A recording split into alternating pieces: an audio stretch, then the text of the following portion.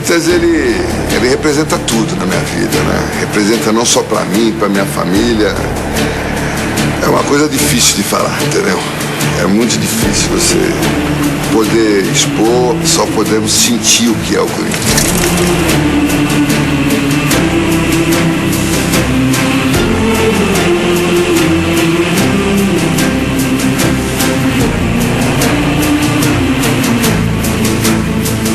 Para mim o Corinthians é tudo. Para mim o Corinthians foi a coisa principal da minha vida, porque Deus me deu o dom de jogar bola. E o Corinthians me abriu as portas, me recebeu como filho, praticamente foi a minha segunda casa.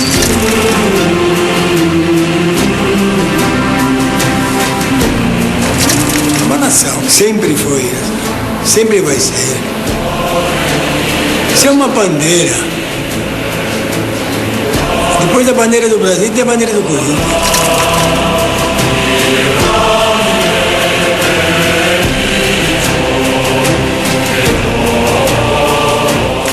Esquina das ruas Cônigo Martins e José Paulino, bairro do Bom Retiro, zona central de São Paulo. Da reunião de 5 operários, aqui nessa esquina, há 100 anos, nascia um dos times de futebol mais populares do Brasil. Corinthians, campeão do mundo, Corinthians do rebaixamento, dos títulos e dos tabus.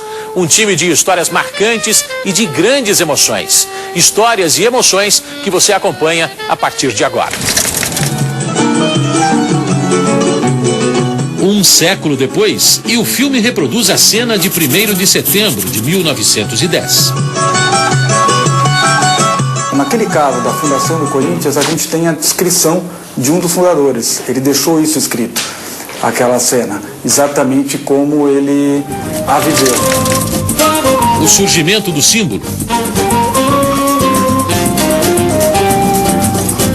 As primeiras cores, bege e preto. O bege logo desbotou. As primeiras imagens em movimento, 30 de julho de 1929, amistoso internacional no campo do Palmeiras, Corinthians 6, Bolonha da Itália 1. E as primeiras conquistas, na década de 50, o Corinthians tinha um time invejável, ganhou 3 títulos do torneio Rio-São Paulo, 2 estaduais, e tinha craques inesquecíveis, como Luizinho, Baltazar e muitos outros. Luizinho não aparece mais. Baltazar era o melhor centroavante que tinha. Ele saltava para cabecear, até música fizeram pro Baltazar, diz que Baltazar salta o cabecinha 1-0 no placar, né?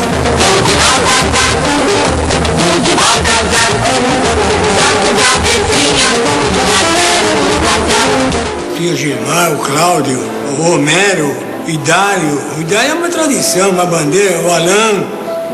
Eram todos jogadores bons.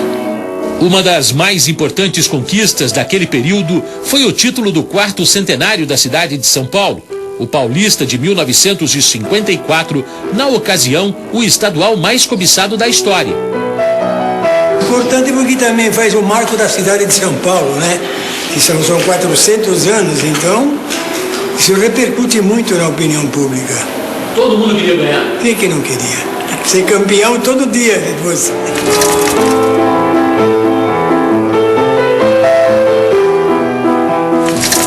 A partir de 1954, o Corinthians amargou a enorme fila. 23 anos sem título. Um período de cobranças e apoio, não necessariamente na mesma ordem. E realmente era uma pressão. Isso aí faz parte, até hoje, né? O Corinthians, porque é Corinthians, Flamengo, time de massa, né? O Corinthians ainda era maior, ainda porque por causa do título, era o Paulista. A preocupação, a busca era o Paulista. Pelé! Para dificultar as coisas, os adversários eram suficientemente fortes, a ponto de aumentar a angústia. Todos os times que na época, pelo menos disputando que era a força campeão, sempre foi melhor que o Corinthians. O Corinthians era inferior. O Corinthians ficou 11 anos sem vencer o Santos de Pelé. Em 6 de março de 1968, quebrou essa escrita, 2-0.